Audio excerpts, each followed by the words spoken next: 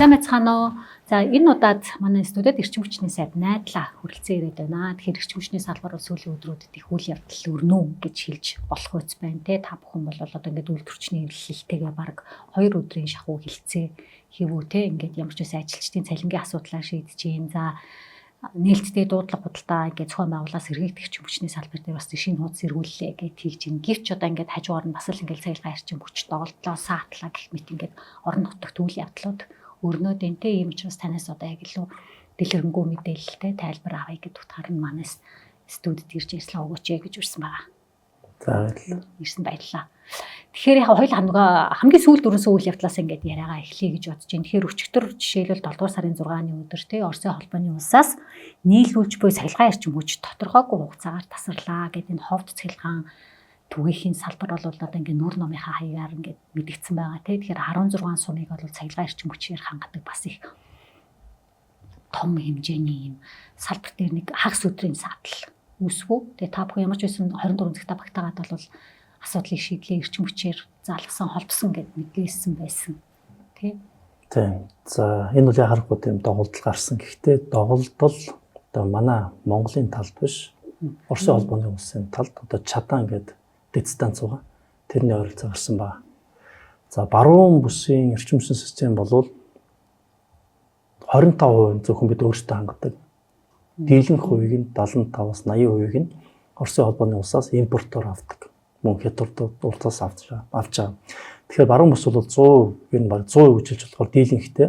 Та сүүлийн үед хэдэн усан цахилгаан станц, нарны цахилгаан станц нэмэгдээд дотоодоос хангаж байгаа болохоос ш баруун бүс бол энэ гадаадын одоо импортын хэрэглэн дээр импортон дээр одоо импортоос хамаардаг юм байна. За тэгэхээр яг импортоос хамаарахын одоо эрсдэл аюул сая өнөхөр тод харагдлаа. Тэгээ гэмтэл бол манай талд гараагүй. Оросын холбооны талд гараад тэгээд Тувагийн Кизилээсээ шуурхай баг гараад Ирсээр 4-5 цаг явна. Тэгээ тэрийг гэмтлийн олон засварлсан гэсээр хөдөл цаг хугацаа алдчих байгаа юм. Гэтэ ямар ч юм бол энэ бол одоо хэвээ ажиллаж байгаа. Зүгээр яг иймэрхүү гэмтэл бол эрчим хүчний салбарт бол бас тогтмол ер нь бол гардаг хэвийн зүйл гэдгийг бас хэлэх нь зүйтэй байх. Мэдээж зэрэг тэр гэмтлийг баг гаргах талаас нь одоо багууд одоо яг мэргэжлийн хүмүүс ажиллаж байгаа. За энэ гэмтэлтэй холбоотой саяхан хүртэл Аранга аймгийн 3 сум тасарсан байгаа. За шулуун хөлөд 72 цаг тасарсан.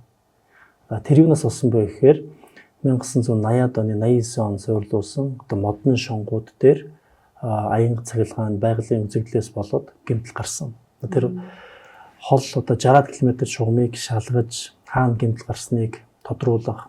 За тэр эд ангиудыг нь болохгүй бүгднийг солихоос ахуулаад маш их нүсэр ажил гарсан. Тэгээд шуурхай хэд хэдэн баг 2-3 шөнө одоо нойргүй өдөр шөнөгүй ажиллаж иж одоо ажилд оруулсан байна. Тэгэхээр юу хэлж байна вэ гэхээр эрчим хүчний салбар бол иймэрхүү шугамын байглаас хамааралтай ийм доголдол гардаг. Ялангуяа Монгол улсад зарим одоо шугам сүлжээ бол хуучирсан байна. Одоо хөрөнгө оруулалтыг бид нар хамтлан цагт нь хийж чадахгүй байгаа. Тэр нь Монгол улсын мөргөн удам нутагта одоо дээрвийн модон шонгууд одоо бид нар ашиглаж байгаа гэсэн үг шүү дээ. Тэгэхээр энэ шон унах, утас тасрах, за тэгээд асрагдмал зай болохоор очихоос ахуулаад маш их цаг алдаг явдал байгаа. Гэхдээ ямар ч зүйл бол эрчим хүчний салбарын энэ дээр бол цаг алдахгүй ажилласаар байгаа. Одоо нийт шонгийн жишээ хэдэн үн модон хэдэн үн бетон гэдэг цаа байд юм байна. За би бол одоо яг тоог нь хэлж чадахгүй. Гэхдээ орон нутгаар явж байгаа сум руу очиж байгаа ялангуяа шонгууд бол дандаа хуучны шонгууд байгаа. За баруун бүс бол одоо угсаа эрчим хүчний хувьд бол маш одоо манай улсын эмзэг одоо цэг гэж хэлж болох газар байгаа шүү дээ. Тэгэхээр одоо яг баруун бүс дээр жишээлбэл одоо ингээд яг одоо өрнөж байгаа ажилд өрнөж байгаа ч гэдэг юм эсвэл өрнөхөд бэлэн болсон тийм шинэ их үс үрийн ажлууд байгаа юу. Одоо таны саяын дурдсан 25-75 гэдэг хугацаа ер нь харьцаа ер нь 20 хугацаанд өөрчлөгдөх болов. За энэ бол өөрчлөгдөнө. Тэгээ баруун бүс бол компьютер үйсэн 75-аас 80 орчим хувийн эрчим хүчний хэрэглээнийхаа цахилгааныхаа импортоор авч байгаа. За үлдснэг нь дөрвөний усан цахилгаан станц байна. За мөн нарны станц байна. Жижигтэр байгаа. За ингээд үлдсэн нь бол дандаа импортоор авч байгаа. Тэгэхээр одоо баригдаж байгаа Эрдэнэ өрөнгийн 90 МВт хүчин чадалтай усан цахилгаан станц бол баруун аймгийн эрчим хүчний системийг импортоос хамааралгүй болгох төсөл юм байна. Энэ Эрдэнэ өрөнгийн усан цахилгаан станцын төсөл хамаарлах болох. Ашиглалтанд орох юм бол хамаарлахгүй болно. Мэдээж хэрэг яг эрчим хүч хэрэглээ өндөрсөд ихсээд ингээд ирэх юм бол айжмдаа дахиад их усэр хэрэгтэй болно. Гэхдээ яг одоогийн хэрэглээндээ суурилах юм бол Эрдэнэ өмнө усан цахилгаан станц ашиглалтанд орсноор баруун ангууд эрчим хүчээр бүрэн хараат бус импортоор авдаггүй. Дээр нь ийм цэвэр сэргийлт эрчим хүчээр хангагдах юм байна. Одоо Эрдэнэ өрнгийн усан цахилгаан станц бол энэ яг эрчим хүчний салбар зөвхөн баруун бус биш. Монгол улсын эрчим хүчний системд одоо хамгийн том усан цахилгаан станц болж ашиглалтанд орох гэж байгаа учраас маш чухал төсөл юм байна. Усан цахилгаан станц бол эрчим хүчний салбарын тэр хэрэглээг нь тохируулах, системийн тохиргоо хийхэд онцгой чухал үүрэгтэй байдаг. Тэгэхээр 2030 онд ашиглалтанд орно гэж байгаа. Гэхдээ яг бид бас дэмжиж шахаж ажиллаад гүйцэтгэгч компани бол 2029 онд багтаад оруулна гэсэн төлөвлөгөөтэй ажиллаж байгаа. Ажил нь бол хэвийн сайн явж байгаа. Одоо 33% явж байгаа. Та утсан байсан уу? Тэгээ саяхан утсан. Одоо бидний очиход 33 байсан. Одоо 35 6 болсон бахаа. Зөв гүйцэтгэгч компани бас хятадын компани уу? Төрийн өмчт компаниуд уу эсвэл төрийн өмчт компани байна тийм. За тэгэхээр өнгөрсөн 7 хоногт бол энэ Монголын эрчим хүч геолог, уулуурхайн үйлдвэрчний хэвлэлийн удирдлагуудтай ингээд 5 хүн хилцээ хийгээд ямар ч үс хилцээ амжилттай өндөрлөлөө тийм ээ. Тэгэхээр үүнээс өмнө бол бас ингээд хэд удаа хэвлэлийн урал хийгээд одоо ингээд ажил хаях нөхцөл байдал үүсэж болцсохгүй байна гэдгийг анхааруулсан байгаа шүү дээ тийм. Тэгэхээр нийтдээ 12 шаардлага тавьсан юм байна лээ тийм. Тэгэхээр бүгдийг нь яам бол хүлээн зөвшөөрлөө гэж одоо тэр хэвлэлийн уралын үеэр өгсөн мэдээллээс ойлгосон. За ямар ч бас үйлдвэрчний хэвлэлийн хоёр ч холбоо байдаг. Тэгээ бид ярилцж хэлцээд ажил хаях түвшиндээ хүрээгүй. Гэхдээ бол би эрчим хүчний салбарын олон мянган мэргэжлүүд ажил хаяна гэж бодохгүй байгаа.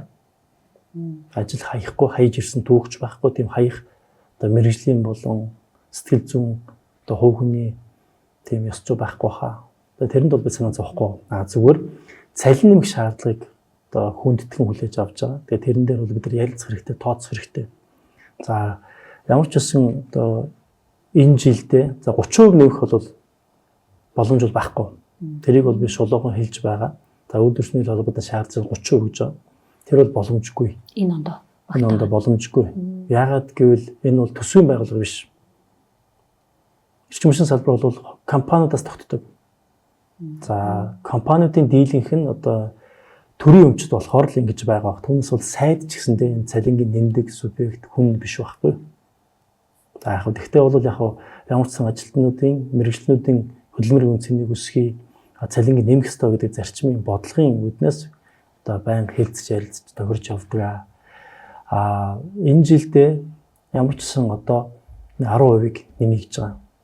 Цалингийн санг нь 10 сард тарифын өөрчлөлт хийх юм бол ер нь бусад одоо нөхцөлд гайгүй байх юм бол 5% нэмье гэж.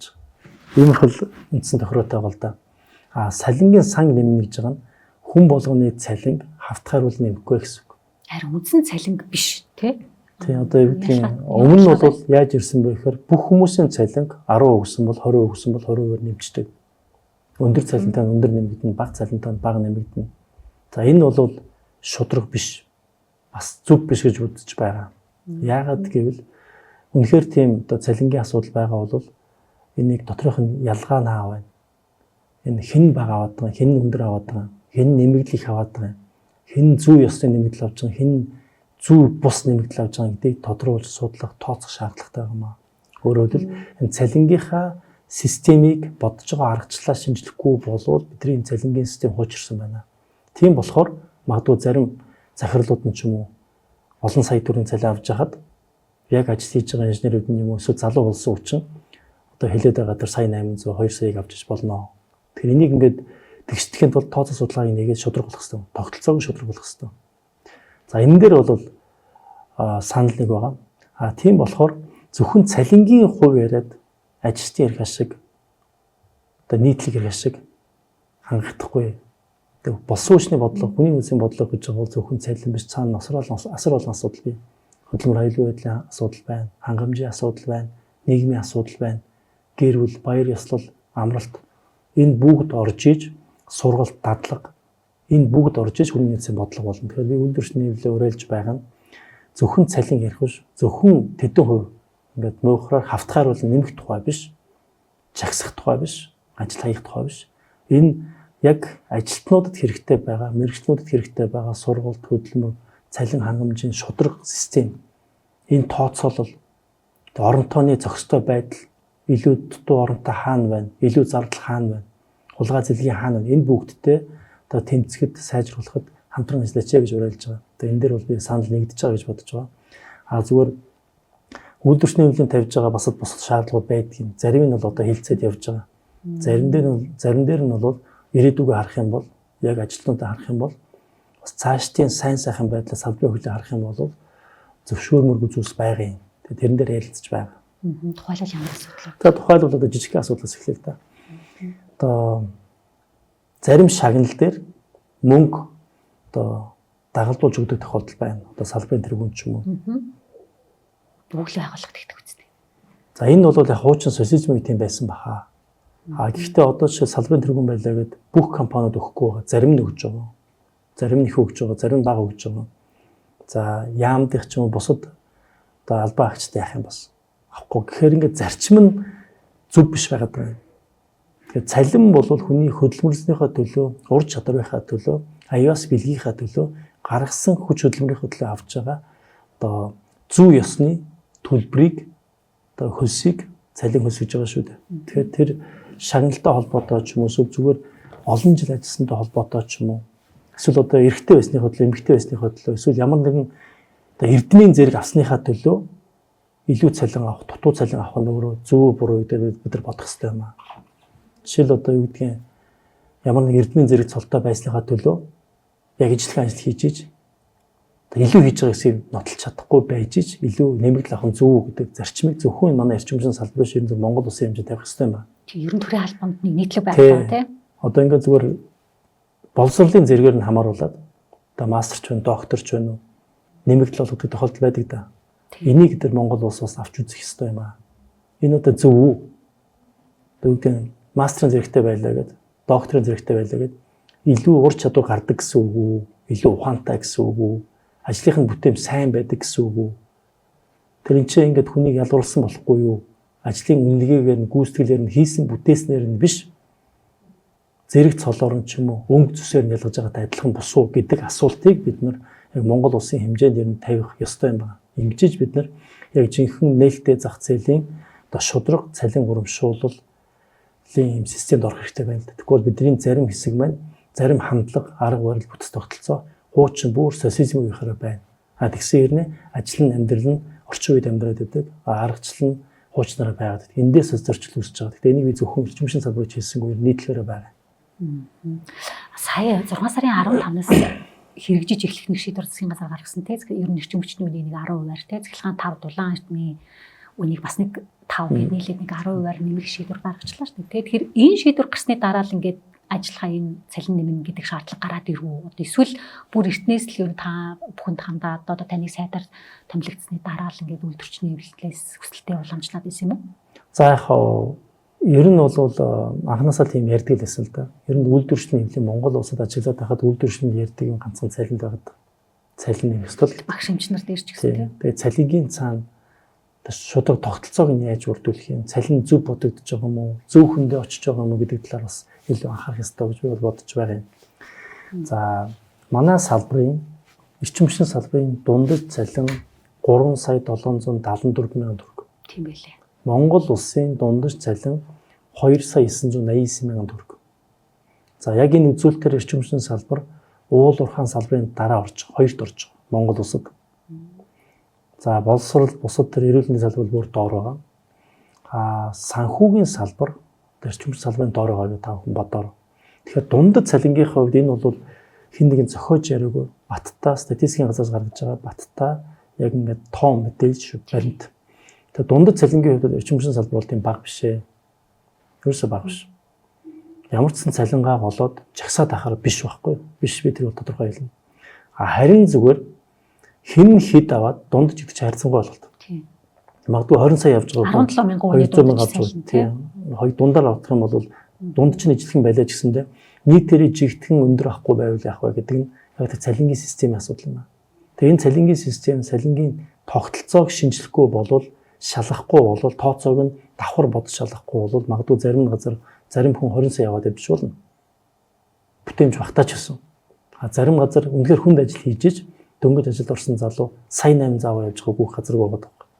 Тэгэхээр тогтолцоог шудраг болгоно гэж байгаа нь хүн түвшээр ажил хийж байгаа бол өндөр цалингаа авах хэрэгтэй. Зүй бусаар одоо магадгүй янз янзын хийдлэр ч юм уу тооцоолын алдаанаас болоод өндөр цалин авч байгаа бол тэрийг бас шудраг болгох хэрэгтэй. Ингэж цалингийн систем шудраг байж ич залуу болсон учраас энэ эрчим хүчний салбар тогтно. За энийг би ямар тоон дээр суйлж яриад байна гэхээр ерөн зүгээр ингээд эрчим хүчний салбарын компанид очиод хүний үнцийн ингээд статистик тоог нь аваад үзэхээр яг 0-5 жил ажиллаж байгаа залуучууд ажлаас маш их орж гарч байгаа. Ажлаар тогтохгүй байна гэсэн үг. Юу гэсэн үг вэ гэхээр одоо өгж байгаа цалин тэднийг татчих чадахгүй байна гэсэн үг. Магадгүй ажлаа хэсэг хийж байгаа жил хийгээд шантраад гадаад явж ажилладаг ч юм уу солонгос явдаг ч юм ингээд явчихж байна гэсэн үг. Эсвэл өөр салбар руу орчиж байна гэсэн үг. Тэгээд ингээ 5-аас 15 жилийн хооронд ажиллаж байгаа хүний тоо мэргэжлийн тоо цөөхөн байна. Харьцангуй 10-15%.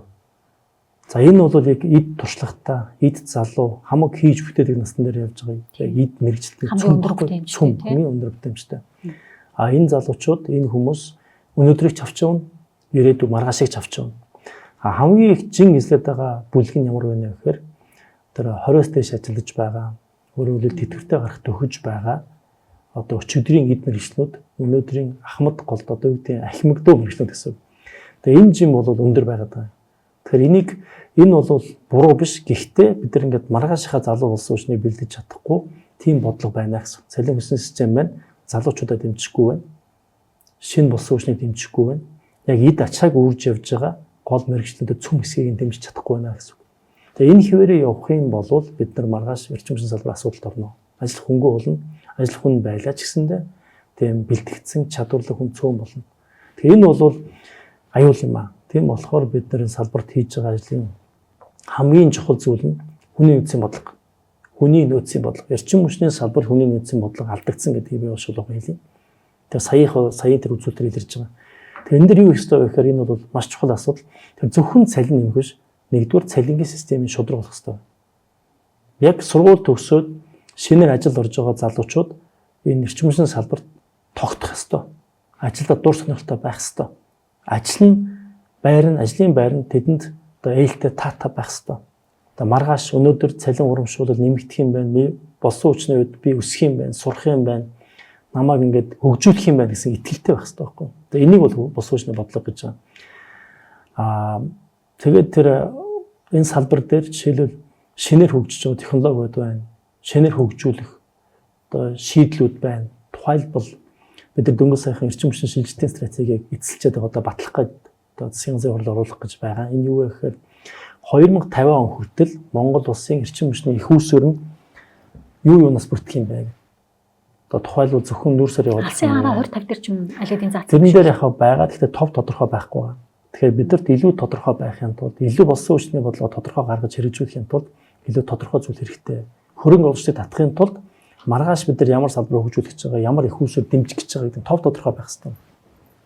За тухайлбал гадуурч одоо маргалдаад байдаг цөмийн станц. Цөмийн цахилгаан станц барих юм уугүй юу гэдэг дээр ярьж байгаа боловч яг тодорхой бодлого тов тодорхой тусгасан зүйл нь цөөхөн байгаа байхгүй. Тэгээ тэрийг илүү тодруулж тавьж байгаа. 2040 оноос бид нар цөмийн цахилгаан станц хөгжүүлэх нь зөв юм байна.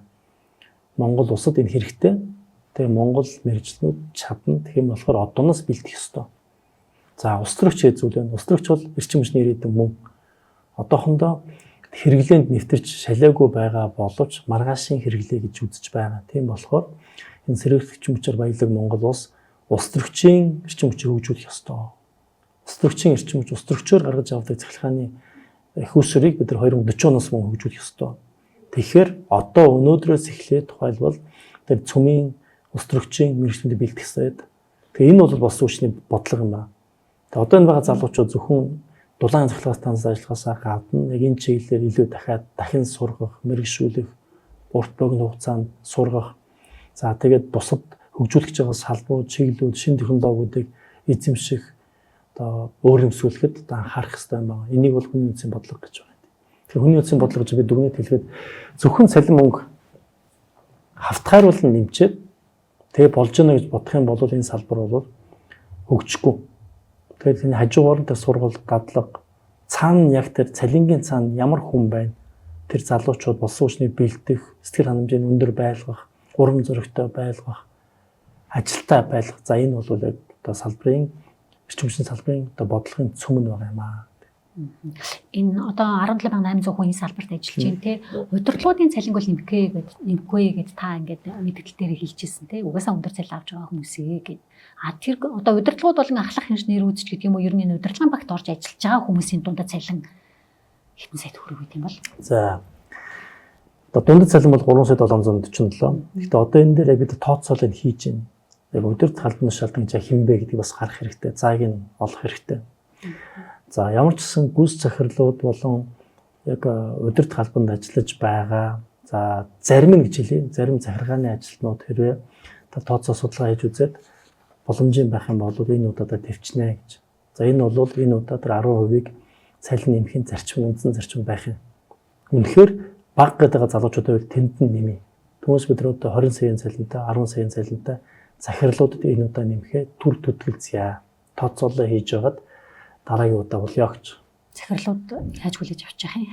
Гэхдээ за ямар нэгэн тийм үгүй гэсэн байхгүй тэр бол нэг яриадах юм байхгүй байх гэж бодож байна. Яагаад гэвэл үнэхээр тийм бага цалинтай мэрэгчлүүд байгаа бол залуучууд байгаа бол тэдэрт нэмэх нь хүний үндэсний бодлогын хувьд ч гэсэндээ зарчмын хувьд ч гэсэндээ эргэлзээ явахгүй зүг. За зэрэг эрчим хүчнийхээ дуудлага худалдаараа оръё те. Анхны одоо ингээ нээлттэй дуудлага худалдаа зохион байгуулсан ингээ 5 аймгийн их уср байгаа шүү дээ. Тэгэхээр яг нээлттэй гэдгийг та бүхэн ямар утгаар нийлж чинь зүгээр лайв явуулсныгаа нээлттэй гэж үзээд байна уу? Эсвэл яг сонгон шалгаруулалтын процесс нээлттэй байсан уу? За яг зөв асуулт байна. 2019 оноос хойш одоогоос 7 жилийн өмнө сэргийгт эрчим хүчний төслүүдийг нээлттэй сонгон шалгаруулалт буюу аукционоор шалгаруулна гэж заасан хуулинд. Гэхдээ үүнээс хойш 7 жилийн хугацаанд нэг ч удаа ийм сонгон шалгаруулалт явагдаагүй. Яагаад? За тэрийг би мэдэхгүй. За ямар ч байсан манай энэ засгийн газар, одоо Учир ерхий сайдын засгийн газар за бас миний биеийн сайд болоо бид нар 2 сарын дотор энийг хийсэн анхудаа хийсэн. Тийм болохоор анхудаа гэдэг. За нээлттэй гэж юу хэлээд юм гэхээр за тендерийн хүмүүс хөвчлэн мэддэг. За одоогийн шалгаруулалт бол аукцион гэдэг. Үн хаялцсан. Үнийг өндрөөсөө бага руу дуудана гэсэн. Юу хийх вэ гэхээр нээлттэй гэж байгаа нь бүх мэдээллийг нээлттэй өгч байгаа нэгдүгээр. За 115 компани сонирхлоо илэрхийлсэн орохоор бүх мэдээлэл гэдэг нь одоо бүх мэдээлэл гэж байгаа нь жишээлбэл 5 аймагт газрыг нь эрчим хүчний яамнаас авчиж байгаа. Одоо ингээд төсөл хэрэгжүүлж байгаа хүмүүс ч өөрсдөө газраа аваад дорнотоос яаж игээд аваад ингээд зохицуулаад хашаа бариад ингээд явдаг да тийм байхгүй. Бүх газрыг нь тусгай зөвшөөрлийг нь эрчим хүчний яамнаас болон зохицуулах орноос өгчөж байгаа. За ингээд өгнө. Энд дээр ямар ч асуудал байхгүй. 1 ч минут зарцуулахгүй таавхан. За ийм чадлын ийм станц бариад ийм дэд станцд ингэж холбоно. За энэ дээр хин орох сонирхолтой байна вэ? Хин хөрөнгөний гаргаад хийж чадах вэ гэж. Тэгээд тэрэндээ сонирхлоо илэрхийлсэн 115 компани гарч ирсэн. А тэр дундаас за тэгвэл одоо яг иймэрхүү шалгуураар ийм материал бүрдүүлээд өгөөрөө яаж санхүүжүүлэх юм? Таад өмнө ийм хийжсэн туршлага байна уу гэж шалгуурыг нь тавиад тэгээд яг нэг сонгон шалгуулалтын дээр материалыг хүлээж авч байгаа. За тэгээд тав хүмүүс нээлттэй үн хаялцаад өршүүлтэн хэн хамгийн бага үн өгсөн нь энэ төслийг авнаа. Өөрөөр хэлбэл 25 жилийн хугацаатай цахилгаан эрчим хүч худалдан авах гэрээ хийнэ гэсэн үг. Одоо төр гэсэн үг шүү дээ. А 25 жилийн турш 1 кВт цагийг одоо ямар үнээр нийлүүлж чадах вэ? Тэр үнээ өгөө. Тэгээ тэр үнээсээ хэн хамгийн бага үн өгсөн нь одоо ялнаа гэсэн үг байхгүй. Тэгээд үн хаялцаад хэн одоо хамгийн бага үн өгсөн авсан. Хамгийн бага нь 485 цент гарсан. Хамгийн өндөр нь 7.8 цент гарсан. Тэгээ энэ бол юугаараа илүү вэ гэхээр тэр сонгон шалгуулалт нь бол хэн нэгэн дарга шийдээгүй материалыг нь үзэж байгаад энэ сайн муу гэж дүгнээгүй зөвхөн үнэн шийдэж байгаа. А материалыг нь урьдчилаад үзсэн ямар ч чадах компанид сонгогдсон гэсэн үг. Энэ дотроо яг төслийг авах нь бол хэн бага үн өгсөн л авна. Тийм учраас энэ бол аукцион буюу дуудлага худалдаа гэж байгаа. Энэ бол Монгол улсад анх удаа явагдсан, амжилттай явагдсан. Одоо хамгийн том сорилт болвол яг шалгарах нэг хэрэг. Одоо энийг амжилттай хэрэгжүүлээд ашиглалтанд өгөх нь хамгийн том чухал ажил юм. Ааха. Нөгөө энэ тендерийн чинь дараад нэг гомдол тэгэл нэг шүүхтэр мараа яваал нэг ингээд нэг заварсан сунжирсан ажил болдог шүү дээ. Тэ нөгөө ялч чадаагүй компаниуд нь ясан компанитай гомддог шүүхэд ханддаг тий. Тэгэхээр тийм тохиолдол. За яг нээлттэй биш гэж юу хэлээд энийг л хэлж байгаа. Тендер дээр бол үргэлж гомддог. 5 газар оролцлоо гэхэд нэгэн шалгарлаа гэхэд 4 гомддог. Яагаад гэвэл тэр шалруултыг дарга гэж байгаа байхгүй хин нэгэн баг хүн хийж байгаа тийм. Хүн хийж байгаа юм чи энэ илүү үзлээ дутуу үзлээ гэж хэлж байгаа. А энэ бидний нээлттэй сонгон шалгуулт буюу аукцион дээр хүн хийхгүй зөвхөн одоо үн мэдж байгаа. Хэн баг үнэсэнд авч байгаа. Тэгэхээр энэ дээр 115 компанид оролцсон, 19 компани яг дуудлага худалдаанд оролцсон. Тэгээд компьютер дээр ингээд ил тод хийж байгаа. Тэгээд 5 компани шалгарсан. 5-аас бусад 14 компани нэгэн ч гомдол гаргаагүй. Харин ч бүр баярлалаа гэдээ гарсан. Яагаад гэвэл ийм нээлттэй шудраг явж байгаа юм чинь ялагдсан ч гэсэндээ баярлж байгаа байхгүй. Тэгээд бизнесийнхэнд Монгол улс нүүдээр юу хэрэгтэй вэ гэхээр ийм чөлөө хэрэгтэй, эрх чөлөө хэрэгтэй. Бизнес хиймээр байна, хөрөнгө оруулмаар байна, юм бүтээмээр байна.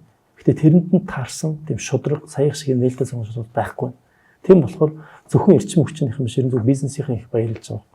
Ийм боломжтой тодорхой нээлттэй хин чадсан авдаг ийм систем байх юм бол зөв байна гэдэг чинь. Тэнийг ингээд сая жишээлбэл шалруулаагүй бол одоо энэ компаниуд ийм төсөл хийх тухай бодохгүй, хөрөнгө оруулахгүй. Тэн чи 220 мегаваттын хүчин чадалтай нарны станц барьж байгаа байхгүй. Энэний чинь цаана нэг хамгийн багадаа 200 гаруй сая долларын хөрөнгө оруулалт байна. Өөрөөр татах гэдэг нөгөө нэг гадаад дотоодын хөрөнгө оруулалт бизнесийн төсөл гэж одоо энэ шүү дээ. 200 сая долларын хөрөнгө одоо оруулна гэсэн хөрөнгө оруулна гэж байгаа.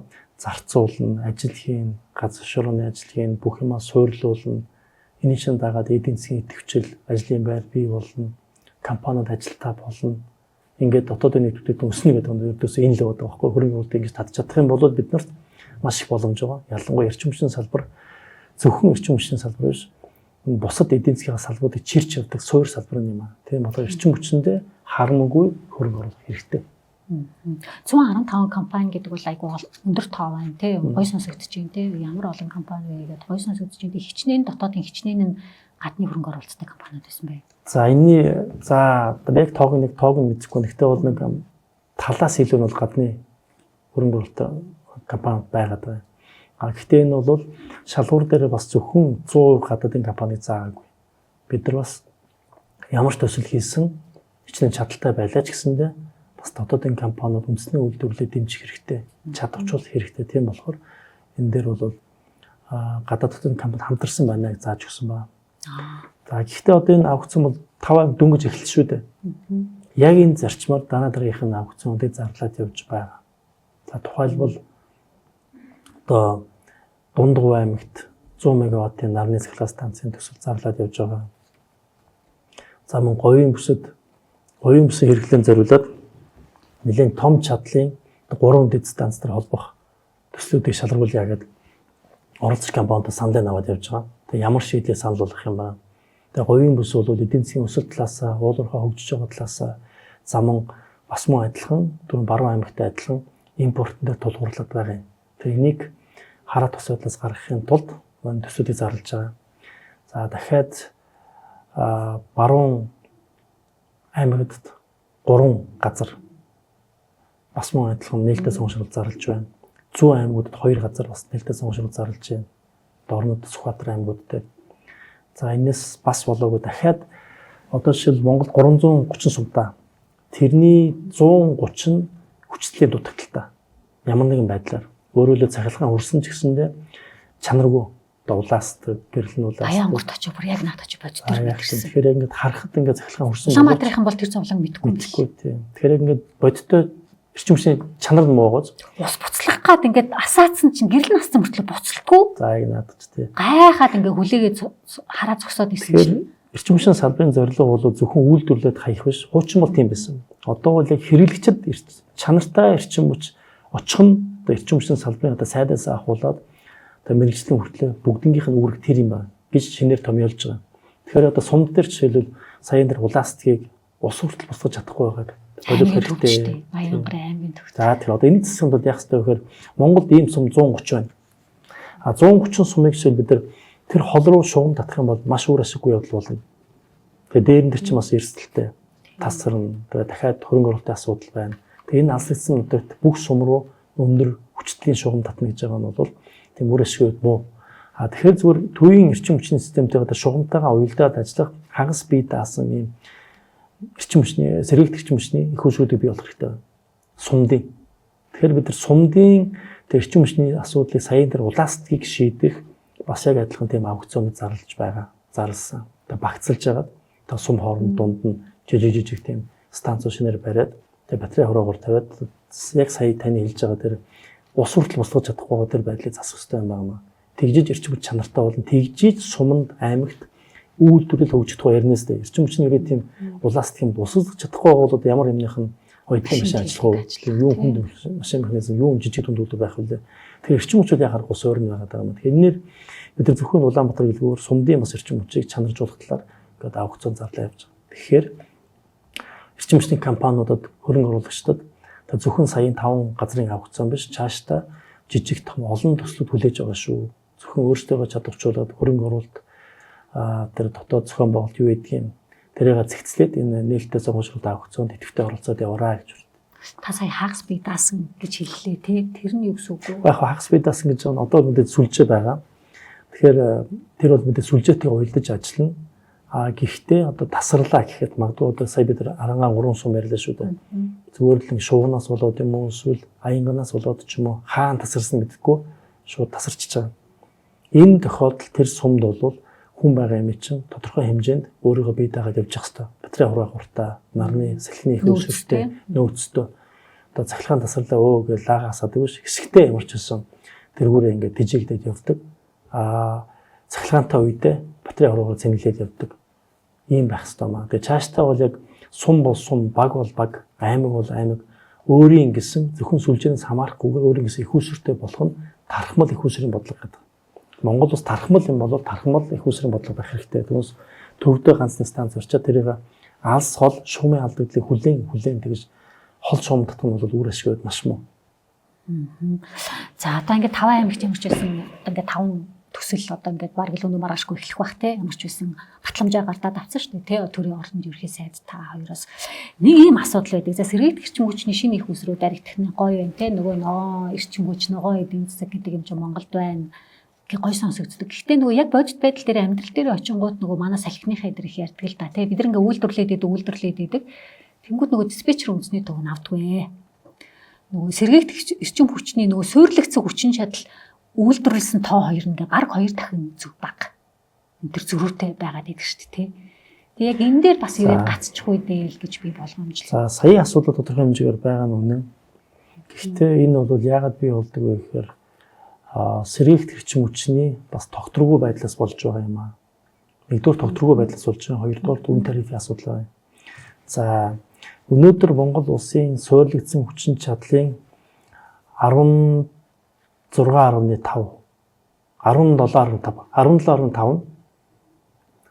сэргээгт нар салхи гэсэн үг. Тэрний одоо яг тал нь нарных талын салхиных байдаг. Яг нийт хэрэгжилж байгаа бидний хэрэглээний 8.5% сэргээгт эрчим хүчээр хангадаг. Суйрлагдсан их байгааз тэрний 17 гэж хэлсэн 8 болчихж байгаа тийм. Энэ юу гэсэн үг вэ гэхээр сэргээгт эрчим хүчээр салхиных ч юм уу салхитай үйл ажиллана да. Нар бол өдрийн цагаар ажиллана. Бүх өдрөөс ажиллахгүй. За өдрийн нартай үед бол сайн ажиллана. Яг эд оргил цагийн үед нөгөө бид орой зургтай асаагаад хоолоо хийгээд бүгдээрээ ингээд эрчим хүч хэрэглээд байгаа үед 6-9 цагийн хооронд сэргээгт гэрн байхгүй болчихдог. Тэгэхээр нэгдүгürt яг тэр хэрэггүй үед одоо цахилгаан нийлэх болчиход байгаа. Өдрийн цагаар. Яг хэрэгтэй үед байхгүй болчиход байгаа. Тэгэхээр сэргээгт эрчим хүчний нэг сул тал нь тэр юм байна. Гэтэ энийг бол сүүлийн үед батарей хураагаараар болон янз янзын тэр эрчим хүч хоригдлоороор шийдээд байгаа. За усан цахилгаан цаасан шийдэх асуудал арга нь байна. За Монгол бас эгэн дээр нөлөөлж байгаа зүйл нь бол үн тарифын асуудал. Манад одоо 10 гэрээ байгаа сэргээгтийн. Сайн таны энэ 5-аас өмнө те өмнөхөд ярьж байна 10 гэрээ байгаа. 7 нарны 3 салхины. За эдгээр 10 гэрээний дундаж тариф 1 кВт цаг нь 9.5-аас 17.3 цент. 9.5-аас 17.3 цент. Яг харьцангуй өндөр. Бидний өнөөдөр 4 цент, 5 цент, 6 цент, 7 цент ярьж штэ. Тэнд бол өндөр байгаа. Гэхдээ энийг бас буруутгаж болохгүй. Яагаад гэвэл чинь тухайд олон жилийн өмнө хийсэн технологи нь ямар байлаа, нөхцөл нь ямар байлаа ингээд хийсэн. Тэр 17 цент гэдэг чинь бодвол хамгийн анхны л төсөл. Тийм. За тэгэхээр энэ өндөр болохоор диспетчерийн үнцийн төв яадаг вэ гэхээр энэ өндөр үнэтэй цахилгаан эрчим хүчийг худалдаж авах юм бол тэг яа харахгүй нөгөө эрчим хүчний системийн санхүүгийн байдал нөлөөлнөд. Тэгэхээр аль болох бага үнэтэйг нь авах тухай үед сонголт байна гэсэн үг шүү дээ. Дэлгүүрээс бараа авч байгаатай адилхан тэрийг нь зохицуулдаг нь диспетчер үнцэнтэй байгаад байна. Тэгэхээр бас буруут харахгүй хамгийн одоо юу гэдгийг хямд байгаа одоо бэлэн байгаа эрчим хүчээс авах нь тодорхой. Тийм болохоор зарим тохиолдолд яг тэр нарны ч юм уу, салхины ч юм уу илүүдэл эрчим хүчийг авахгүй тохиолдол байгаа. Илүүдэл гэж яг л гэрээнийхээ дагуу би авч байгаа гэж ойлгож байгаа. Гэрээ байгаач нийлэх хугацаа. Тэрнийхээ дагуу авч байгаа. За илүүдлийг авахгүй байгаа. Мэдээж хэрэг эрчим хүч нь байх юм бол арай хямдхан одоо тестерийн ч юм уу станцаас авахын дээр үс тарж байгаа. Тэгэхээр ингээд сонголтын үед араар орчиж байгаа юм уу? За одоо харин саяын тэр 5 газар шалгарсан компани байна гэж бодъё л да. 4.85 цент. Маш хямдхан байна. Тэгэхээр тэр 4.85 та 5 цент дээр чинь үнэтэй 7.8 цент. Тэр одоо нарны станц одоо гэрээний дагуу нийлүүлэх ёстойг нийлүүлчихэд илүүдэл байх юм бол диспетчер үнцийн дөө алиг нь авах уу? Мэдээж 4.85-ыг авах шүү дээ. Хамгийн хямдаг нь авна. Тэгжиж нэг эрчим хүчний системийг бид нар хэрэглэгчдийг бага үнэтэй захирахаар хангах боломжтой бүрдэж байгаа байхгүй. Тэгэхээр бид нар нэгдүгээр эрчим хүчний их усрүүдэд зоригтой хурдтай нэмэх хэрэгтэй байна. Сэргээлтгий их усрүүд. За мэдээж хэрэг нүүрсээр баян юм чинь тодорхой газрууд оновчтой газраа бол нүүрсний станцууд гээд дэмжиж явуулах хэрэгтэй, нэмэх хэрэгтэй. Тэгээ эрчим хүчний дутагдал биш, илүүдэлтэй байх хэрэгтэй. 10-аас 20% илүүдэлтэй байж бид нар засар үйлчлэгээ хийх юм. За таны ярьж байгаа саяын тэр илүүдэлтэй байх юм бол үн хямдрах нөхцөл бүрднээд тэр үед зүгээр үйлдвэрлэлээ хийж яхаар зарын ихсэн бодол төрнөд одоо саяын тэр станцууд. Тэгэх юм бол тэр хямдхан үнээр чамайг зарах байхгүй. Тэрийг нь диспетчер үнсэн дээр худалдаж аваад хэрэглэгчид нийлүүлээд ингээд иймэрхүү байдлаар за энэ бол эрчим хүчний зах зээл үүснэ гэж байгаа юм.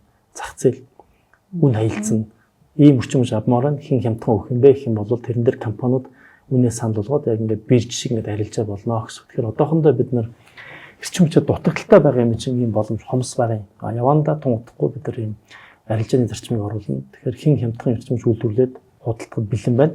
Тэндээс нь аваад нийлүүлдэг ийм зарчим орох юм байна. Энэ сүүлийн 5 төсөл дээр одоо 4.8-аас 7.8-ийн хооронд ингээд үн тогтсон биш тий. Үн ингэж одоо буурахад ямар хүчин зүйлүүд нөлөөлсөн юм бол? За энэ бол яг тэр төсөл хэрэгжүүлж байгаа бизнес эрхлэгчдийн өөрсдийнх нь шийдэл байгаад байгаа. Хэдийн хөрөнгө оруулаад ямар зардал гарах хэвээр өөрсдөө тооцсон байгаа. За тэгээд магадгүй зарим тохиолдол юу байж болно? Одоо би мэдэхгүй өөрсдийнх нь шийдэл авахгүй. Одоо бодлогын шаардлагыг тэгж авсан байж болно. Магадгүй дараагийн удаа том төсөл авъя. Эсвэл өмнө би өөр төсөл хийж байгаа болохоор энэ удаа хямдхан авъя гэдэг юм стратеги гэдэг юм уу бодлогын шийдэл гаргасан байж болно. Өртөгтөр тулгуурлаж байгаа шийдэл гаргасан байж болно. Тэгээ энэ бол яг бизнес эрхлэгчдэр хөрөнгө оруулагчийн өөрийнхөө 100% шийдэл юм байна.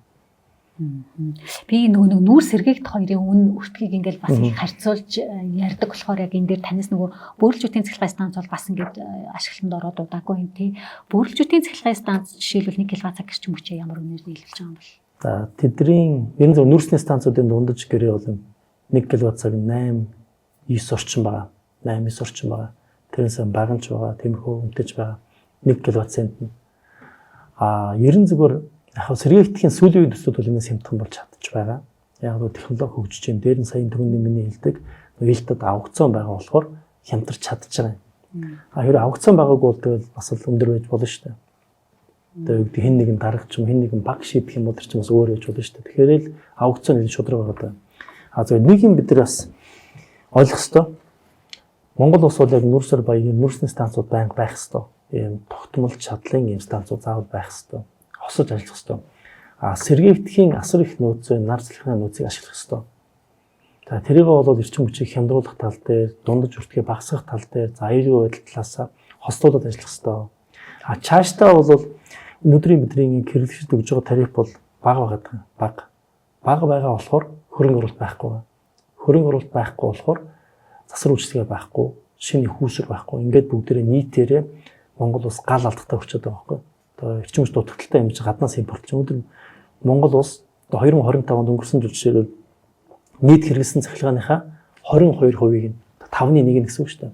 Гаднаас авсан ба шүү дээ. Эрчим хүчээр ийм баян орон байж иж 5-ныхаа 1-ийг нь нөөцөр баян орон мөртлөө тийм мөртлөө гаднаас авна гэж байгаа бол яг шулуухай хэлэхэд ичгэртэй байдал байхгүй. Одоо бид улсынхаа бүгдээрээ 3.6 сая хүн бид бүгдээрээ.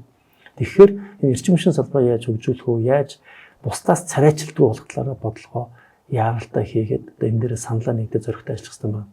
Тэгэхээр энэ дээр тодорхой хэмжээний үн тарифын асуудал байна. Тэр үн тариф нь хэний сонирхлыг татахгүй юм бол хэн энд хөрөнгө оруулаад юм бүтээн байгуулах вэ? Хинч байгуулахгүй. Өнөөдрийн байдал бол тэр байхгүй. Тийм болохоор бид нар хувийн хвшлийн оролцоо хөрөнгө оруулалтыг татъя гэдэг энэ юм байна. Тэгэхээр SWIFT дээр бол боломжууд гараад ирж байгаа. Цаашдаа энэ нүүрсний шинээр баригдаж байгаа станцууд түрүү миний хэлдэг 8.9 орчим центээр борлуулахаас өөр аргагүй байдалд байгаад байна. Яг л өртгөн дээр асар их хөрөнгө оруулалт олон жилийн турш ажиллана. Тэр яхахгүй бизнес юм чинь тэгж таарна. Тийм болохоор одоо бид нар хуучин одоо өртгөө нөхцөн хуучны станцуудынхаа өртгөөр орчин үеийнхаа өртгийг төсөөлөөд өндөр байна, бага байна, их байна болохгүй гэх юм бол болохгүй. Бид нар хүссэн хүсээгүй зах зээлийн энэ тариф руу орж таарна. Тэр нь бол одоогийн бидний сарын өндөр байж таарна. Тэгэхээр тэрэндээ орох юм бол эрчим хүчний та бүхэн ярьдаг эрчим хүч илүү чанартай болж чадна. Илүү засвар үйлчлэгээ сайн хийж чадна. Нөгөө станцуудаас мэрэгчлэнүүдээс чанартай эрчим хүч, цахилгаан, дулаан, хангалттай нэхэх шаардах эрхтэй болох юм байна. Одоо бид нар ямар ч хөрөнгө оруулалтыг хийхгүй, засвар үйлчлэгээ хангалттай хийхгүй, үн тарифыг өгөхгүй, цалингийн нэмэхгүй ингэсэн хэрнээ бид нар асар их юм хүлээдэг. Юу ч гаргаагүй байж ч тансаг одоо юу гэдэг дээд зэрэглэлийн бараа чанар хүлээдэг. Энэ хоёр авцалтахгүй байгаа юм шүү. Тэгэхээр энийг огцон бол хийхгүй. Одоо эрчим хүчний одоо Монголын эрчим хүчний салбарын хөгжлийн бодлого энэ чиглэл рүү явна. Үн тарифыг зохистой төвшөнд навьчин чанарыг нь хэрэглэгчдэд хүрсэн үзүүлэлтээр нь хэмждэг болно. За их усвыг, шугамыг одоо боломжийн хэмжээнд гадаад хотын хөрөнгө оруулалт одоо юу гэдгийг өөрсдийн чадлаараа ингээд бүтээн байгуулах ёстой. Ингэж эрчим хүчний салбарыг босгож ирэх юм бол бусад тэр эдийн засгийн өсвөл бусад салбарууд дуулуур хагас ахуулаад жижиг дунд үйлдвэрлэл бүгд хөгжнө. Тэгээ энэ бол бүр гарцаагүй хийх ёстой зүйл юм байна. Нэг хүүхэд хэлсэн шүү дээ. Компьютер тоглоомн дээр тоглолт юм байна л дээ. Тэгээ бүгд мэдэн штэ гэдэг чинь. Гэхдээ эхлээд цахилгаан станцаа барьдэн штэ усыг хөгжүүлэхийн тулд. Гэсэн чинь Монгол улсын цахилгаан станцаа бариагүй хөгжих гээд байна штэ гэдэг. Бүр цог тусмар яриа байгаа зү. Жохон хүүхэд мэдчихэхэд бид улсаараа энийг хийж чадаагүй алдсан байна штэ. За та ингээд ажлаа хүлээж авсныхаа дараахан бол ингэж мэдгдсэн байгаа. За би бол нэг бодлого баримтлан нэг бодлогыг 3 зарчим 9 ажлыг л хэрэгжүүлнэ гэдэг. Ингээд 1 3 9 гэсэн энэ 3 тоог онцолж хийсэн те. Энэ талаараа дэлгэрүүлээ. За тийм.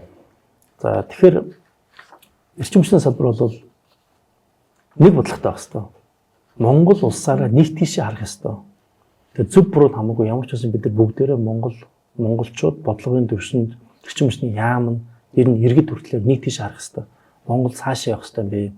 Нэгдүгээр эрчим хүчний хараа тус баяа тав тодорхой бүгд дэмжих баг. За улс төрчийн эрчим хүч, цөмийн эрчим хүчийг хөгжүүлэх юм уу? Хөгжүүлье гэдэг дээр одоо тогтчмоор байгаа юм. Тэрийг хэлж байгаа. За эрчим хүчийг экспортлоё гэж. Улс төрчдийн төвшөнд бол тэр цөмийн эрчим хүчин дээр ойлголт нэгдсэн юм байна гэж ойлгосон. Нэгдсэн гэж ойлгож байгаа. Тэгээд одоо яг тэрийг гаргах нь тодорхойлох нь эрчим хүчний яам баггүй. Тэгээд эрчим хүчний сайдын үндсэн ажил бол яг энэ бодлогыг тодорхойлох. Бодлогыг тодорхойлоход манлайлах, нэгтгэх, тэрийг бусдад түгээх, дэлгэрүүлэх, ойлгуулах. За тэгэхээр ямар ч нэг бодлоготой болсон эрчим хүчний салбар. Түрүү миний ярьдаг хүний үндсэн бодлогоч орж байгаа, улс төрчийн стратеги орж байгаа. Эрчим хүчийг экспортлоё гэдэг бол тов тодорхой бодлого мөн. Эрчим хүч яагаад тийм бэ гэхээр экспортлоё гэхээр яг станц бариад шугам татаад ингээд шугам цахилгаан дамжуулна гэж бодож байгаа. Тэр бол үнэн. Гэтэ энэ бол зөвхөн энгийн хэлбэр юм байна. Эрчим хүчний экспортыг бид нар ямар хэмжээнд ойлгож байна гэхээр яг энэ хямдхан эрчим хүчин дээр суурилсан аж үйлдвэрлэлийг хөгжүүлэх. Одоо хөнгөн цагаан байна уу? Эсвэл одоо дата центр, хиймэл оюуны төв байна уу? За мөн ус төгч үйлдвэрлээд, тээвэрлээд бусад улсад экспортлохыг эрчим хүчний экспорт гэж өөрхөн утгаар нь ойлгож байгаа юм шүү. Тэгэхээр би онцлж хэлмээр байгаа нэг зүйл байгаа. Монгол улс бол нүүрсээр баян. Гэхдээ 180 тэрбум нөөцтэй гэж байгаа. Гэхдээ энэ бол хичнээн том тооч гэсэн хизээ нэгэн цаг дуусна. Харин нар салхи энэ байглаас заяасан өгдөл энэ сэрэгт эрчим хүчний баялаг бол хизээш дуусахгүй. Дэлхийн өөрөө сүнүүл дуусах. Тийм болохоор хязгааргүй үйлдвэрлээд хязгааргүй одоо бүс нутгийн улсуудаа хуваалцах чадах, нийлүүлж чадах тэр бүтээгдэхүүн бол эрчим хүч юм шүү Монгол улсын хувьд. Тэгэхээр энэ бол ийм том боломж авахад бид нар зөвхөн дотоодынхоо хэрэглээг үжиглсэн асуудлаа яриа сууж болохгүй. Эрчим хүчийг экспортлох болгоод эрчим хүчний салбарын Монгол улсын хөгжлийн гол тулгуур ах хэрэгтэй. За ямар ч нэг бодлоготой болсон ба. 3 зарчим гэж 3 зарчим болгоод товчхон дурдгаад нэгдүгээрт хэрэглэгч төвтэй байя гэдэг. Манайх бол үйлдвэрлэл төвтэй салбар байж ирсэн. Үйлдвэрлэлээ үйлдвэрэн чухал. Хэнд очиж байгаа яаж байгаа хамаагүй өөрөөр хэрэглэгчийг таслахад санаа зовдөггүй талдаа байсан. Одоо бол харин эцсийн дүндээ чанартай орчимч хэрэглэгчэд очих хэвээр хэрэглэгчэд очиж байгаа мессеж хүртэл бодно гэсэн үг шүү дээ. Хүлээцтэй хандна уу гэж нэг өдөр болгон бид нар ч мэдээ оруулж байгаа. Тэр бол яг эхлээд цаашдаа гэсэн энийг бүр ингээд яг тэр хандлага өөрчлөх хэрэгтэй. Хэрэглэгч төвтэй байх хэрэгтэй. Аюулгүй найдвартай байх хэрэгтэй. За 3 дугаартаа чөлөөлөё гэж. Тэр чөлөөд нээлттэй байх хэрэгтэй. Бүх ажлуудаа нээлттэй хий. Эрчим хүчний салбарын жишээлбэл бидний сая хийсэн ажил эрчим нээлттэй самбар гэдэг нээсэн байгаа. Одоо хинч ороод үзэж болно. Дашборд тийм нээлттэй самбар. Тэнд бүх мэдээлүүд байгаа. Ямар төслүүд явж байна, нэр дүрэнгийн усан захиргаанаас ямар үе шаттай явж байгаа, ямар санхүүжилттэй, тэгээ зураг хөргөнч байгаа. Энэ эрчим хүчний салбартай холбоотой мэдээлэл юм тэндээс аваарай. За одоо зарим цалингийн мэдээлэл гэсэн тавья гэж бодож байна. Одоо дундад цалин хэд юм? Ямар компанид хэд байгаа? Мэдээж хүний цалин тавихгүй, гэхдээ дундад цалин хэд юм? Илвэг. Тэгээд одоо хэн нэгэн танилаас яамд ажилтдаг хүнээс асуух гэдэг мэдээллийг шаардлагагүй. Зөвхөн тэр нээлттэй эрчим самбар руу ороод үзчих. Ийм байдлаар энэ бол нээлттэй байдал юм аа. За 9 ажил нь бол одоо ойлгомжтой. Нэгдүгээр үн тарифын бодлого эзэгцэх хэрэгтэй байгаа юм. Хүний нөөцийн бодлого байгаа юм. За шинэ технологи шийдлүүдийг Монгол улс зоригтой нэвтрүүлээд туршаад бид өөрсдөө таарсан технологиг шийдлийг бий болгохгүй Монгол улсыг өөр хаанч байхгүй. Одоо сум дэлхийн хаанч байхгүй, Японд байхгүй, Америкт байхгүй. Тэгэхээр сумын шийдлийг бид нар л олно шүү дээ. Тэгэхээр бид нар хэн нэгнээс хуулах биш өөрсдөө таарсан тэр шийдлийг туршдаг, эрх зүйн орчинтой санхүүжүүлэх тогтолцоотой байх хэрэгтэй. Энэ бол одоо 9 ажлын нэгэн жишээлбэл. За ингээд нэг юм чухал 9 ажил оруулсан. Ингээд нэг бодлого 3 зарчим 9 ажил гэдэг энэ салбарын ойрын болон урт хугацааны бүх асуудлыг шийдэх иж бүрэн одоо шинжилгээ гэдэг юм уу? Бодлого 1-3 хэсэгт 139 хэсэгт том багтчихж байгаа юм. Тэгээ энийг бол бид нар хийх гэж байгаа биш. Аль хэдийн хийгээд эхэлчихсэн. Эхнээсээ тэр 5 аймгийн авгацаанаас ахуулаад сая нээлттэй самраас ахуулаад бүх ажил бол нэлээд амжилттай хурдтай явж байгаа. За танаа салбарын одоо өмнөх ингээд 50 бих сайд энэ төргээд өндөр албан тушаалтнууд бас ингээд авилгын эрхт холбогдож шалгагдчих штэ тий шүүхэр бол хархан шийдэггүй багш шүү байна. Тэгээ энэ нөгөө Солонгосын компанийн одоо Солонгосын хөрөнгө оруулалттай Солонгосын компани гүйцэтгэж исэн нөгөө 10 аймагт дулааны цэглэснээс барих ажил ингээд гацсан. Яагаад байгаа тий би ингээд 5 сард Баян Монголд жишээлбэл очсон. Тэгээл нэг аймгийнхэн төвийн цахад нэг хэдэн сэрээсэн төмөрлөл харагдчихилээ. Тэгээд Баян Монгорынхан болохоор уг нь манайд бол хамгийн ингээд эрчтэй явж исэн ажил нь одоо бараг 4-5 давхар нэг юм төмөр каркас босгоцсон л байлээ л дээ. Тэгээд тэр ажил одоо яах вэ? За тэр удаан Солонгос улсын хөнгөлтөө зээлээр 10 аймагт дулааны станц барих төслийг хийсэн. Тэгээд гүйцэтгэл нь 47% та явж байгаад гацсан. Одоо гацсантай холбоотой мэдгүй сая хэлж байгаа тань тэр зарим хүмүүсийг шалгаж байгаа гэж тэр би мэдэхгүй юм байна. Юу усныг мэдэхгүй. За ямар ч ажил нь бол гацсан. Тэгээд саяхан засгийн газрын хурлаар одоо эрчим хүчний яамнаас санал оруулаад шийдвэр гаргасан. Ямар шийдвэр гарсан бэ гэхээр одоо тэр байгаа явц дээр байгаа 47% байгаа гүйцэтгэлтэй ажлыг цаг алдахгүй урагшлуулах хэрэгтэй байна. Тэгэхээр хөнгөлтөө зээлэр хийсээ илүүтэй улсын төсөв тусгаад одоо эх оны төсөв тусгаад хэрэгжүүлэх гэсэн шийдвэр гарсан. Тэр 420 тэрбум төгрөгийн асуудал байна. Яагаад улсын төсөв гэж байгаа гэхээр тэр зээл сунгахтай холбоотой, шүүхтэй холбоотой зарим тэр хугацаа алддаг асуудлыг богиносхын тулд хурдан шийдэхин тулд улсын төсөв гэсэн байна. Түүнээс биш яг тэр маргаан нь яваад шүүхтэйд ч юм уу эсвэл зээлээ сунгах гэдэг ч ингээ явах юм бол маш их цаг алдна. Цаг алдах хооронд одоо байгаа тэр барилгын ажил муудна бас элдв бензин алдагдал гарах вэ. Одоо тийм болохоор хурдан явуулахын тулд засгийн газрын шийдвэрээр одоо төсвөр бариад хурдан тусгана. 28 оны эхний хагасд оруулна. Аруулна гэдэг. Тийм. 9 аймагт хэлсэн байгаа. Нэг аймагт эхэлж амжаагүй. Тэгээд тэрийг жиж шийдэх байх та 9 10. За тэгэхээр ч одоо нөгөө 7 сарын ихэнх гэдэгэнгүүд одоо наадам тусангууд яамд оц чинь ерхөөний төсөв төсөвцөл дээр та суугаад хилцсэн байгаа юу? Ингээд ярьсагаа төгсгөлд та яг ерхөөний эрчим хүчний салбарын төсвийн талаар мэдээлэл өгч тийм. За төсвийн төсөл төр одоо суулж байгаа. Яг төсөв бол харьцангуй хязгаарлагдмал зүйл юм л да. Улсын төсөв бол ч өөрийн гэсэн урсгал төсөвтэй хөрөнгө оруулалтын тодорхой хязгаартай. Тухайлбал одоо саяын 10 аймгийн тэр дулааны станцыг өргөжлүүлэх төсөв 400 тэрбум ороод ирэх юм бол маа төсөв нэл дүүргээд явчихна. Тэгэхээр яг ямар хуу төслүүдээр ач холбогдол өгөөд төсөө тавих гэдэг одоо ярилцж байна. Тэгээ ямар ч байсан нэг зарчим юм бол өмнөх жилүүдэд гарч байсан эрчим хүчний салбар чухал гэчээд соёлын амнаас бараг бага төсөвтэй байна гэсэн шүүмж гарч байсан. Тэгэхээр энэ удаатай ямар ч байсан боломжийн хэмжээнд мэдээж хэрэг бусад яамттай одоо ерхий сайтай зөвшөөрж ярилцсан, сангийн яамтай ярилцсан. Аль бол хамгийн чухал хэсэг дээр эрчим хүчний салбарт илүү хөрөнгө оруулалт төсөө тавих талаар ажиллана да. Гэхдээ бол энэ чинь бас Монгол улсад ганцхан эрчим хүчний асуудал байхгүй ба. Өөр олон тулгымцсан асуудал байна. Өөр олон ярих ашигуд байна. Тийм болохоор бас яг ярилцж хагаад төсөө аль болох эрчим хүчний салбарыг суур салбар гэдгийнх нь дэмжих талаас нь төсвийн санал өгнө.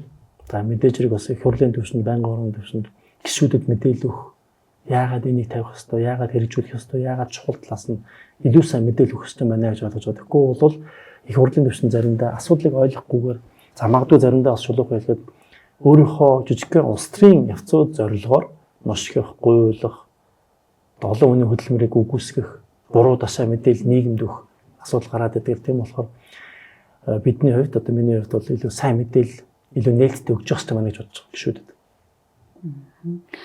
За хэрвээ одоо за усын төсөв дээр за 400 биш юм ахэд ингээд 100 200 ч гэдэг юм уу ингээд танигдчихвал яах вэ? Дараагийн төлөвлөгөө юу вэ? Одоо энэ дулааны цэглэх станцуудыг жишээлбэл одоо яг энэ сэргийгдэх эрчим хүчний дуудлага худалдаа явуулсан шигээ тэр зарчмаар нь явуулж болохгүй юу? Хувийн хөрөнгө оруулалтыг татна гэсэн үг шүү дээ, тийм. За ер нь бол болно. Маш зүгс наач юм бол болно. Бид бас бодож байгаа. Гэхдээ яг нэг тал нь явчихсан бас солонгосын талтай хамтарчихсан. Тэгээд гүйцэтгэл нь юу вэ? Хэд байгааг юу гэдгийг нь хоёрын оронд явцсан байгаа даа. Тэгэхээр шийдэл нь мэдээж яавал дээр одоо бол энэ уламжлалт маягаар явах болов. Гэхдээ яг таны хэлж байгаа шиг зөвхөн юун дээр биш. Одоо сэргээгдэх төслүүд дээр биш. Одоо өөр төслүүд дээр магадгүй дулааны станц дээр зарим сонгон шалгуулт дээр магадгүй зарим худалдаа авалт төр хүртэл ийм нээлттэй аукцны зарчмыг хэрэгжүүлж болох байхгүй. Мэдээж хэрэг тэр үедээ одоо эрх зүйн орчинд харах хэрэгтэй зарим хуультай зөрчилдөж болно. Тэгэхээр энийг бас судлах хэрэгтэй. Би тантай санал нэг байгаа. Ер нь зөвхөн саяын тэр аукцны зарчмыг олон газараас хэрэгжилж болох юм байна. За хамгийн сүүлд нь төгсгөлт нь одоо ингээд цахилгаан хязгаарлах хуваар гэл мэдээ ингээд бид нар өдөр болгон нийтлэх юм аа. За ингээд Улаанбаатар цахилгаан түгээ хийх юм ч гэсэн энэ сарын цахилгаан хязгаарлах хуваар гэл ингээд нөхцөлт оруулах юм тий. Тэгэхээр одоо бид нар ер нь Монгол улс одоо хизээ одоо энэ цахилгаан хязгаарлалтын тухай ярих болох уу? За одоо яг харахгүй цахилгаан хязгаарлалтын хуваар гаргаад мэдээлэл өгөөд ажиллаж байгаа нь нэгдүгээр засвар үйлчлэг хийж байгаа. За засвар үйлчлэг хийгээс таслахаас ураар байхгүй байх. За тэрийг бол ойлгож байгаа. За өвөл бүр чадал дутагдаад яа харахгүй их үүсвэр дутагдаад бас хязгаарлалт хийдэг ийм хоёр төрлөө. За Монгол улс бол ийм эрчим хүчний нөөцөр баян улс бүх төрлийн нөөцөр баян улс шүү дээ. Тэр маш богино хугацаанд хамгийн богино хугацаанд эрчим хүчний хараат байдлаас гарах ёстой. Тэр эрчим хүчний салбарын тэр миний хувьд өдрийн бодол шинийн зүгт бол ердөөсөө ийм юм байна. Тэгэхээр тэхийн тулд бид нар юу хийх ёстой вэ гэдэг. Мэдээж хэрэг өнөөдөр гинтхэн хин нэгэн сайд ч юм уу хин нэгэн дарга ч юм уу хин ухаантай хүн гарч ирээд хязгаарлахгүй болгож чадахгүй. Чи бид нар цахилгаан станцаа барих ёстой. Одоо дулаан цахилгаан станц бол 2 3 4 жил барина гэдэг ч юм уу хугацаа орно. Зүгээр одоо хүлээгдэж байгаа цахилгаан станцуудыг хугацаанд орох юм бол 2027 онд жишээлбэл бөөрөлжүүдийн 3 4 блокууд ашиглалтанд орно. Одоо 300 мегаватт нэмэлтээс зүг тийм. За Баянгийн бас ихний хэсэг ашиглалтанд орно. Ингээд явах юм бол Монгол улсын хэрэглэл уг нь тийм их биш. Тэгэхээр богино хугацаанд бол нэг 3 жилдээ багтаад бид нар эрчим хүчний хараат байдлаас гарах хэрэгтэй гэж бодож байгаа. За мэдээж гэхдээ энэ дээр үр ашигын асуудал байгаа. Тэр аль нь нүүрснээс байх юм, аль нь сэргээлт хийх байх юм, аль нь ус цахилгаан станц байх юм гэх тэрэн дээр бол сонголтын одоо оновчлын гэдэг юм уу? Одоо шийдлүүд гаргаад ажиллаж байгаа. Цаашдаа гэхдээ бид нар ганц нэг том станц ашиглалтанд ороод эрчим хүчний хараат тус болно гэж бас судлаа. Энэ нь зөвхөн одоогийн хэрэглээнд тулгуурласан одоо ойрдлого юм байна. Тэгэхээр цаашдаа бид нар яах ёстой вэ гэхээр хэрэглээ бол жил 8-аас 10 өсөж байгаа. Бидний хэрэглээ. Одоо 2025-аас энэ жилийн хэрэглээ жишээлбэл шууд 8-аас 10 өснө. Тэгэхээр энэ оны өвөл бол өмнөхөөс илүү хүнд болно гэсэн. Тэгэхээр хэрэглээ ингээд өсөөд идэм чинь дээр нь эрчим хүчний салбарт нийлүүлэлтээ нэмээд байх юм бол хэрэглээ бас дагаад өсдөг. Нийлүүлэлтээ дагдаг тийм бас хандлага байдаг юм байна л. Тийм болохоор эрчим хүчний хэрэглээ өснө гэж төсөөлөд одоогийн бидний барих гэж байгаа хэдэн их үүсвэртэй хандлаггүйгээр дараагийн их үүсвэр станц төслүүдийг ялангуяа сэргээгдэх төслүүдийг дэмжих ёстой гэж бодож байгаа. Ийм бодлого явж байгаа. За танд маш их баярлалаа. За Бид та бүхэнд эрчим хүчний сайд найдлагын ярилцлагыг хүрлээ.